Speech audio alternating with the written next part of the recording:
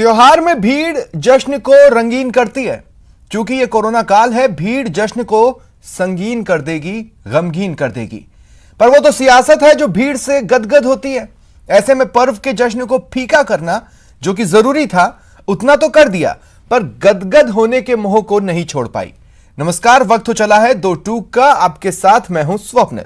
तो फेस्टिवल की गाइडलाइन आ चुकी है और जैसा नजर आ रहा है सियासत ने खुद के लिए उससे साइडलाइन कर रखा है। क्या कारण हो सकते हैं इसके, आज इसी पर चर्चा। कोरोना से कठिन फाइट है।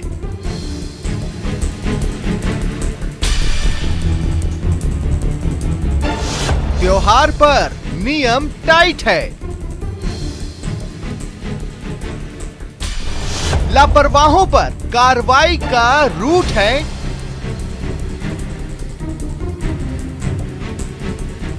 पर राजनीति को इससे छूट है।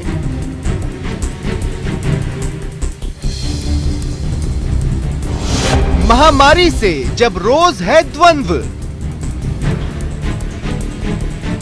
तो क्यों सिर्फ 2 दिन का प्रतिबंध?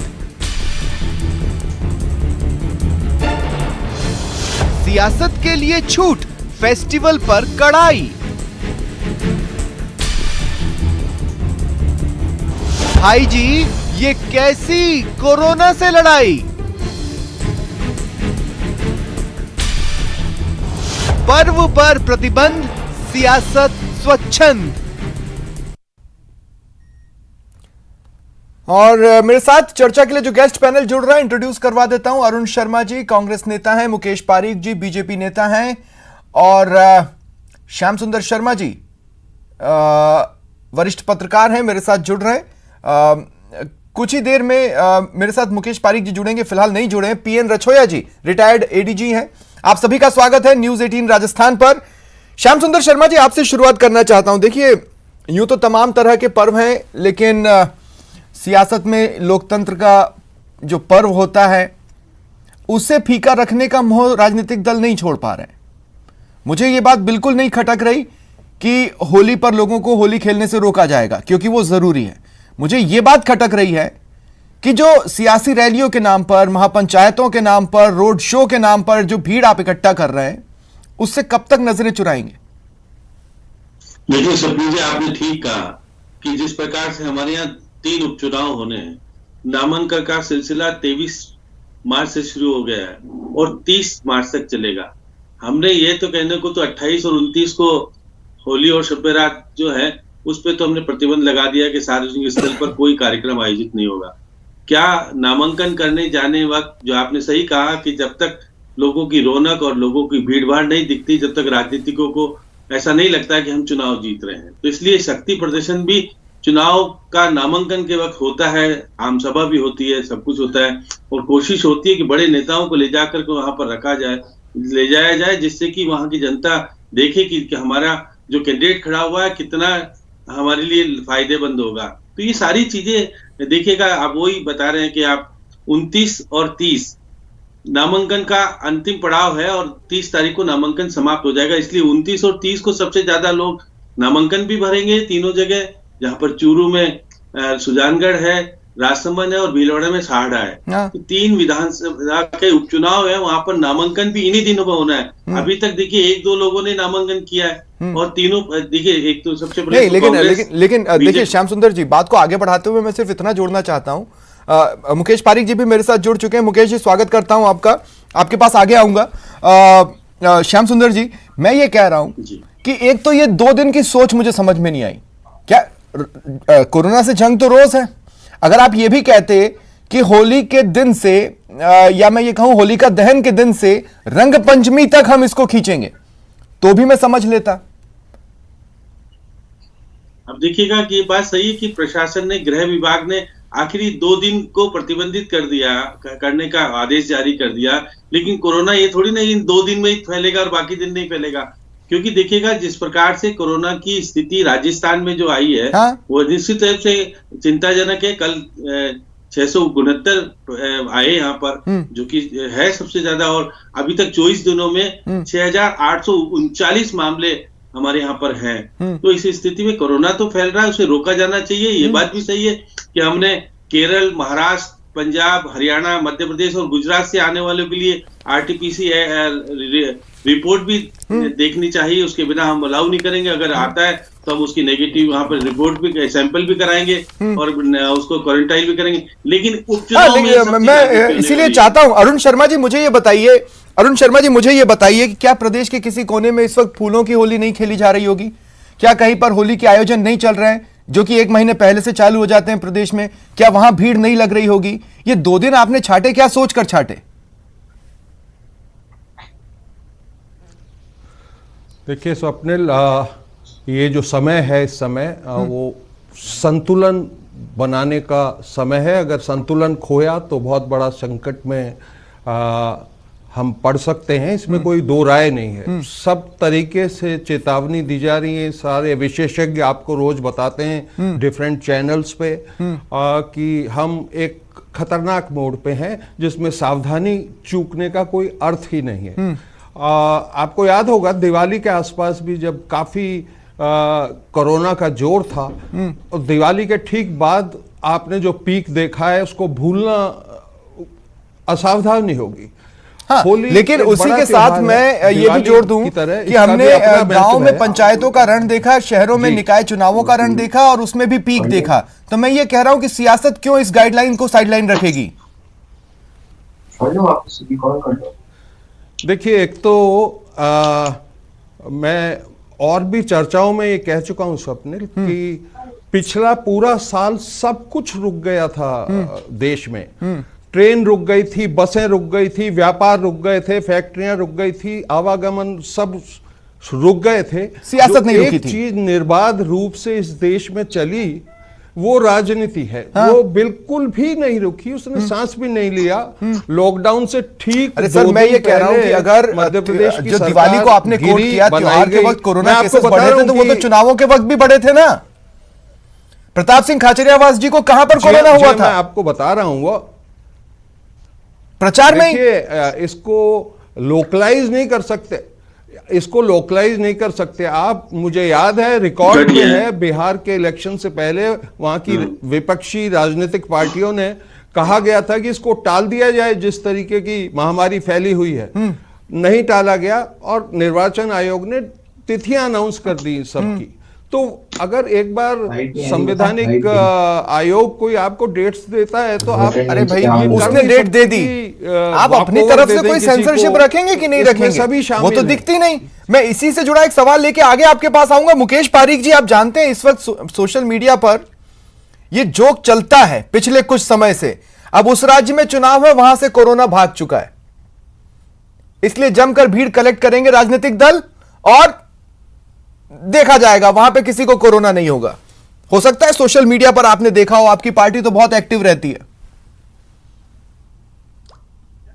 कुछ मजबूरियां होती है, संवैधानिक जो प्रक्रिया है उसके अंतर्गत चुनाव होने हैं और चुनाव जब होने हैं तो राजनीतिक पार्टियां को जनता के बीच में जाना ही है, मतदाता को वोट डालने आना ही है। तो ये कुछ चीजें ऐसी है जो मजबूरीवश आप कह सकते हैं या जो आवश्यक है इसलिए हो रहा है। बाकी ऐसा क्या आवश्यक है? लोगों की जान को खतरे में डालना। चुनाव के दौरान अगर राजनीतिक पार्टियां जनता के पास नहीं जाएगी, अपना नहीं, मजबूरी क्या है? चुनाव जीतने की इतनी मजबूरी कि लोगों को कोरोना हो जाए?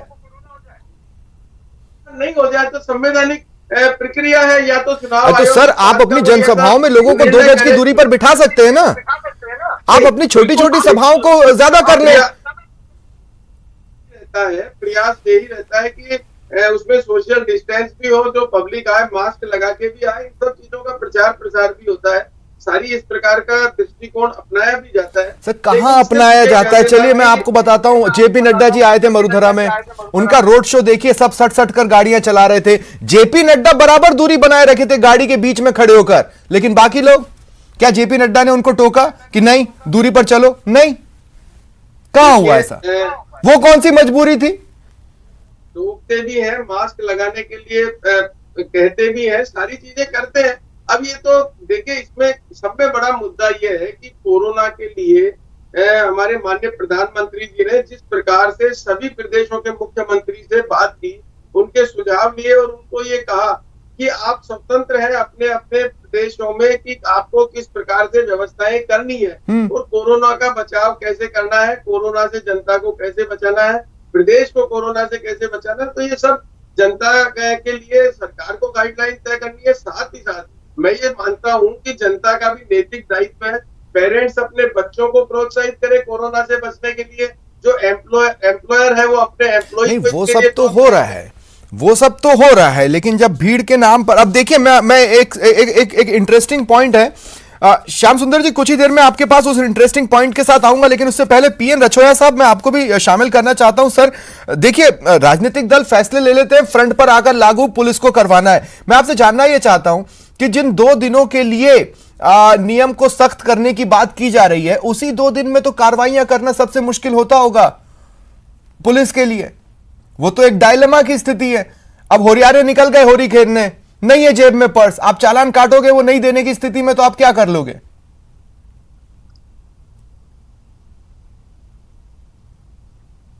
देखिए, मेरी मान्यता यह है कि समाज बदल रहा है, समाज की वेरियस फेस्टिवल्स बदल रहे हैं। आज से 10 साल पहले जो होली पे हुड़दंग होते थे या 10-15 साल पहले, आज की वो स्थिति नहीं है। उसका कोई कोरोना से मतलब भी नहीं है।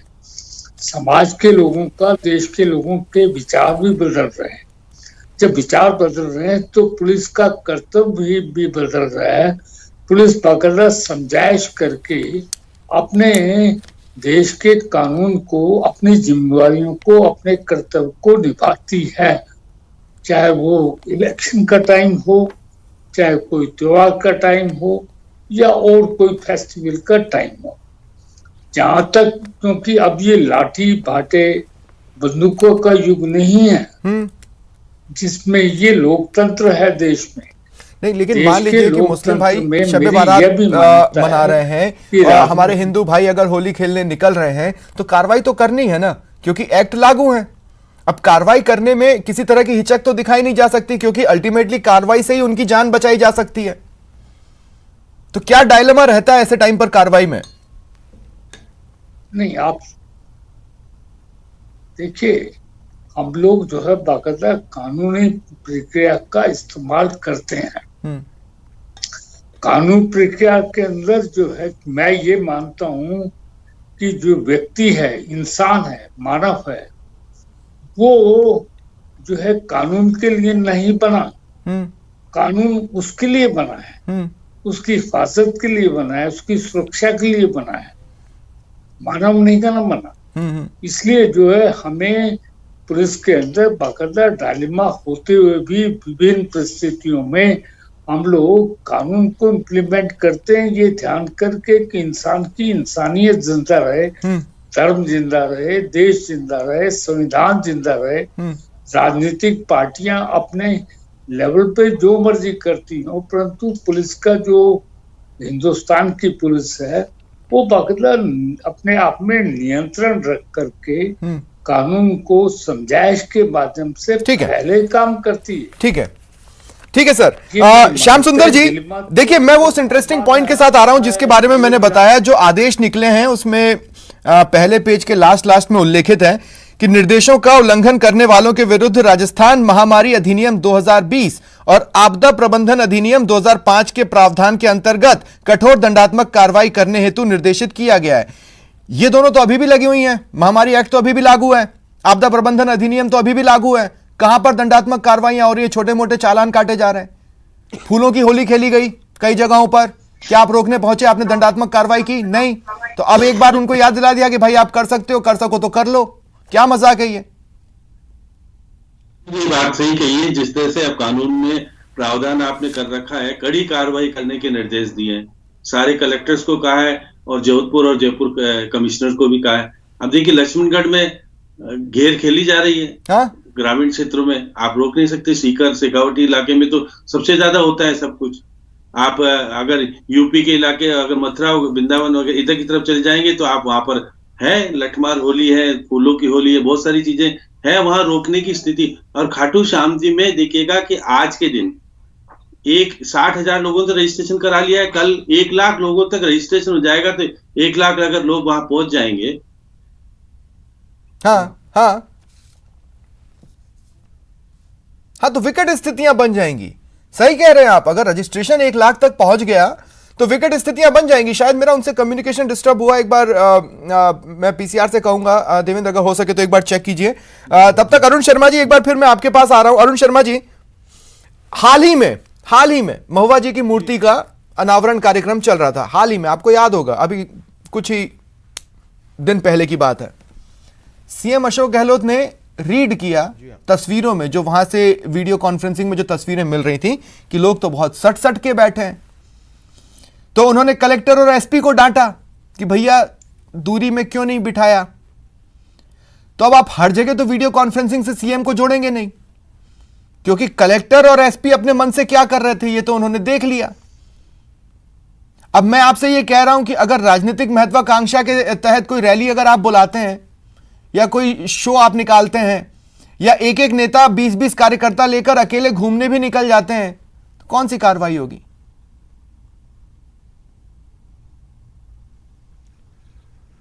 देखिए स्वप्निल, आप एक बहुत बेसिक सवाल उठाना चाह रहे हैं जिसका उत्तर काफी लंबा हो सकता है। मैं मुख्यमंत्री जी की उस पहल का स्वागत करता हूं। उन्होंने एक मैसेज देने की कोशिश की प्रशासन को कि भाई अगर आप वहां मौजूद हैं तो आपको ये सब इम्प्लीमेंट कराना चाहिए। आप उसके गवाह कैसे हो सकते हैं ये सब बदइंतजामी के। लेकिन देखिए, अपने यहाँ जो चुनाव है, मैं कहना चाहता हूं आपके माध्यम से, होना तो ये चाहिए कि अगर किसी सरकार ने, जिस दल की सरकार है, उसने काम किया तो उसका काम बोलना चाहिए और मतदाता को पहले से ही पता होना चाहिए कि ये काम हुए हैं। नहीं किया है तो उसकी भी जानकारी होनी चाहिए।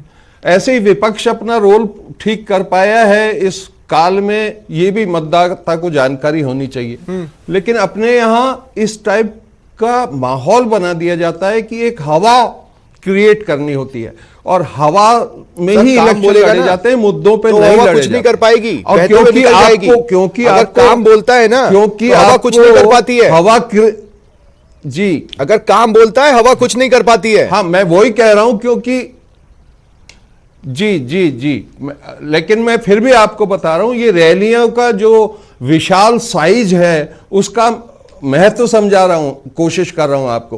वो सब इसलिए इकट्ठा किया जाता है ताकि हवा बनाई जाए। वरना मैं व्यक्तिगत तौर पे कहता हूं, मुझे आज तक समझ में नहीं आता कि उन बड़ी रैलियों में ये जो बेचारा गरीब आदमी पहुंचता है या पहुंचाया जाता है, क्या सुनने जाता है वो वहां। हाँ, मैं आपको साधुवाद देता हूँ, ये पहुंचाया जाता है जैसा जो शब्द आपने यूज किया ना, मैं उसके लिए आपको बधाई देता हूं और साधुवाद देता हूं। लेकिन श्याम सुंदर शर्मा जी, मैं आपसे ये बोलना चाहता हूं कि जब आदेश में ये कहा गया है कि जो भीड़ इकट्ठा करने वालों के खिलाफ सख्त कार्रवाई की जाएगी, सभा में भीड़ इकट्ठा कौन करता है? वही ना जिनको टारगेट देते हैं आला कमान की ओर से। कर देंगे आप उन पर कार्रवाई? ये तो हास्यास्पद है। देखिए स्वप्निल जी, आपने ठीक कहा कि 29-30 को नामांकन का अंतिम दिन है। आपको वहां पर नामांकन कराने जाना है, बड़े नेता को मौजूद रहना है तो आपको वहां पर शक्ति प्रदर्शन करने के लिए भीड़ भी इकट्ठी करनी पड़ेगी।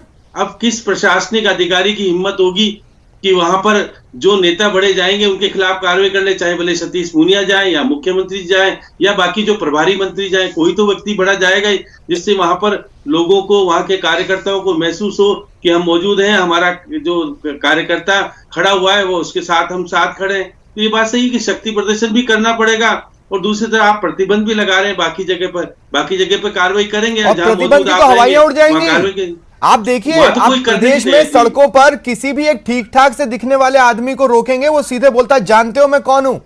पीएन रछोया साहब, ऐसे बहुत से लोग मिलेंगे होली के दिन, जानते हो मैं कौन हूं?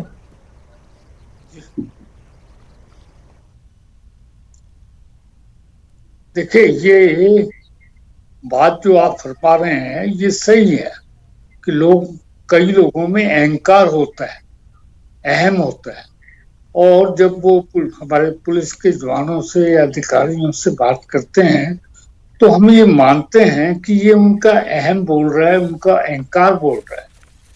इसलिए हम उसको समझाइश में ज्यादा, क्योंकि आजकल जो हम लोग ट्रेनिंग दे रहे हैं पुलिस के जवानों को, अधिकारियों को, वो ब्रिटिश पुलिस वाली ट्रेनिंग नहीं है। हम बेसिकली सिटीजन पुलिस, नागरिक पुलिस बनाने का प्रयास करते हैं। कई बार हो सकता है हर से कुछ कमियां रही हों व्यवस्था में, नहीं, आपसे क्या देखिए, मैं बताऊं पुलिस या सिस्टम से कमियां क्या रहती हैं। हम उस देश में रहते हैं जहां बचपन से ये बताया जाता है कि लातों के भूत बातों से नहीं मानते। अब अगर स्थिति लात मारने की आती है तो फिर उसमें सरकार और विपक्ष के बीच में तलवारें खिंच जाती हैं। लाठी चार्ज हो गया साहब, पत्थर फेंक दिए गए, मनमानी पर उतर आए, पुलिस को इतना बल प्रयोग नहीं करना चाहिए था, तमाम तरह के आरोप प्रत्यारोप चालू हो जाते हैं। लेकिन कुछ लोग सिर्फ बातों से नहीं सुधरते हैं, ये इस देश की सच्चाई है। अरुण शर्मा जी, मैं आपसे पूछना चाहता हूं, मैं पिछले 2 महीने से कांग्रेस प्रवक्ताओं से ये पूछ रहा हूं कि जब से महामारी एक्ट लगा है, कोई मुझे बताएगा कितने राजनीतिज्ञों के चालान कटे हैं? आम लोगों के तो काट के बहुत तस्वीरें खिंचवा ली प्रशासन ने। मुझे कोई बता सकता है कितने चालान कटे हैं? जेपी नड्डा के रोड शो में क्या उनके चालान कटे? क्या राहुल गांधी जब यहां पर आए थे तो उस वक्त चालान कटा? किसका चालान कटा है भाई राजनीतिज्ञों में? होली मिलन के दिन तो लोग उनके यहां भी पहुंचेंगे, कार्यकर्ता जोश में गुलाल लगाने के लिए, दिखाने के लिए अपनी शक्लें, देखो सर मैं हूं।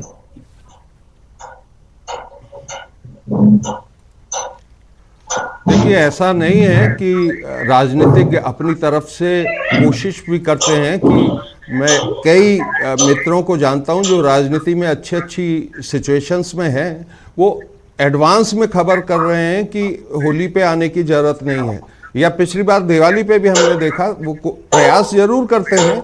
लेकिन देखिए, मैंने शुरू में आपसे कहा कि इस समय संतुलन की जरूरत है।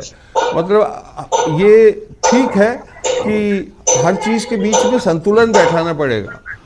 अगर हम चाहें कि ये होली का, जैसे आपने अरुण जी मसला उठाया है, एक ही बात है, कढ़ाई और ढिलाई के बीच में संतुलन नहीं, या तो पूरी तरह कढ़ाई या पूरी तरह ढिलाई, इसके बीच में कोई संतुलन नहीं हो सकता। कोरोना से जंग लड़ना है तो या आदर्श तय कर लीजिए कि नहीं हम मरने देंगे, और या फिर ये तय कर लीजिए कि हम मरने नहीं देंगे। सिर्फ कढ़ाई, उसमें बैलेंस कुछ नहीं है सर। स्वप्निल, ये आदर्श स्थिति है जिसकी आप बात कर रहे हैं, लेकिन उस तक पहुंचना लगभग नामुमकिन है जिस देश में 130 करोड़ की पॉपुलेशन हो। ये बिल्कुल आदर्श स्थिति है जो आप कह रहे हैं, लेकिन इसको फिजिकली, ठीक है। मैं मुकेश पारीक जी, आप जानते हैं तकनीकी गड़बड़ियां थी, आपसे मेरा संपर्क कुछ पलों के लिए रुका, लेकिन मुकेश पारीक जी, अब मुझे लगता है कोरोना पर पक्ष विपक्ष हायर ग्राउंड पे चाहे जितना लड़ता रहे, लेकिन अगर कार्रवाई हो, महामारी अधिनियम लागू हुए, तमाम चीजें लागू हुए, कार्रवाई हो तो विपक्ष उसको कार्रवाई के रूप में ले, उसका बिना बात के बखेड़ा ना खड़ा करे। क्या इतनी उम्मीद एक विपक्ष के तौर पर आपसे की जा सकती है? बिल्कुल, मैं आपको ये विश्वास दिला सकता हूँ कि भारतीय जनता पार्टी इसके पूरे पक्ष में है कि हमारे देश की और प्रदेश की जनता को इस कोरोना की महामारी से बचाया जाए। एक रचोइया साहब ने बहुत अच्छी बात कही थी कि ये लोकतंत्र है, और लोकतंत्र में जब तक जनता अपनी स्वयं की जिम्मेवारी नहीं समझेगी, इस पर रोक लगाना बड़ा मुश्किल होगा। साथ ही साथ राजस्थान सरकार को भी अब इस प्रकार के अपने जो खाली ऑर्डर निकालने से और नियम कायदे कानून से कुछ नहीं होगा, उनको जो कड़ाई से लागू करवाना होगा, जनता को सेल्फ सेंसरशिप करनी होगी। ये एक बहुत अच्छी राय है, तमाम राजनीतिक दलों की तरफ से आ रही है, लेकिन मीडिया कर्मी की तरफ से एक राय ले लीजिए मुकेश जी और अरुण जी, ये सेल्फ सेंसरशिप राजनीतिज्ञों को भी लगानी होगी, क्योंकि आने वाला खतरा सिर्फ हमारे लिए नहीं, आपके लिए भी हो सकता है, क्योंकि आप हमारे ही बीच में आएंगे। आप हमें भी बीमार कर सकते हैं, हम आपको भी बीमार कर सकते हैं। इतनी सी राय है और कुछ नहीं। बहुत बहुत शुक्रिया आप सभी का मेरे साथ जुड़ने के लिए। ये थी दोपहर की 2 टूक। नमस्कार।